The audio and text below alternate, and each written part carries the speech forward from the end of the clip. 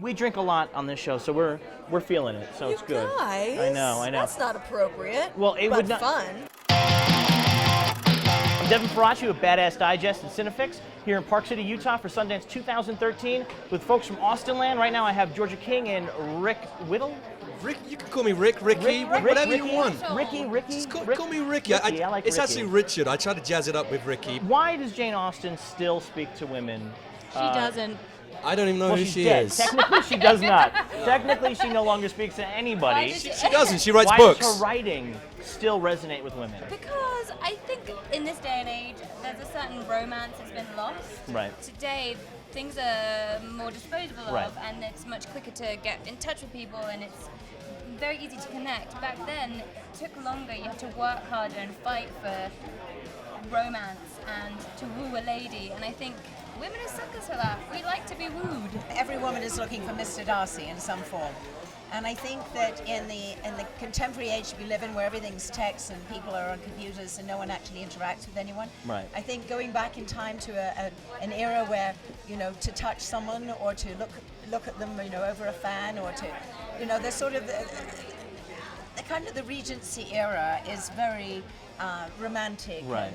And very beautiful. I play this crazy woman that runs this stately home as a retreat for obsessive Austen fans. Okay. So they come from America and they get dressed up, and we have Chippendale models, with stuffed private parts, who are the men, and the maids are all very ugly, and then the actors, they don't realize they're actors, are pretending to be Mr. Darcy and all the characters. Right. So their job is to seduce these women, and it's terribly wrong. So, James, why do you think this movie, when it premiered, it was just huge? I mean, and it was immediately sort of one of the hot films of the festival. Why do you think the movie itself is playing so well at the festival? I think it's going to play well everywhere. It's good fun. It's light-hearted. It's got a great spirit. It's really well observed. There's some really lovely, apart from the humour and the thing. One of the central themes going through the thing is really how mean Jane is to the character, to Keri Russell, and some of their stuff together.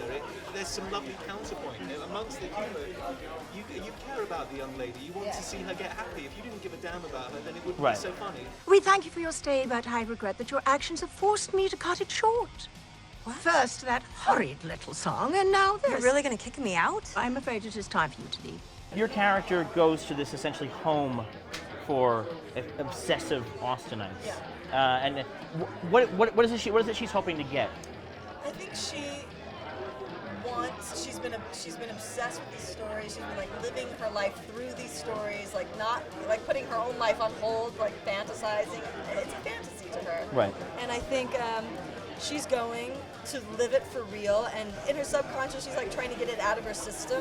And so Austenland is kind of lovingly poking fun at obsessive Jane Austen fans. Absolutely. I mean, it's completely making fun of romance and making fun of girls who love Jane Austen, but not diminishing them either. I mean, I think my character, fully believes it and is true about it. But Right.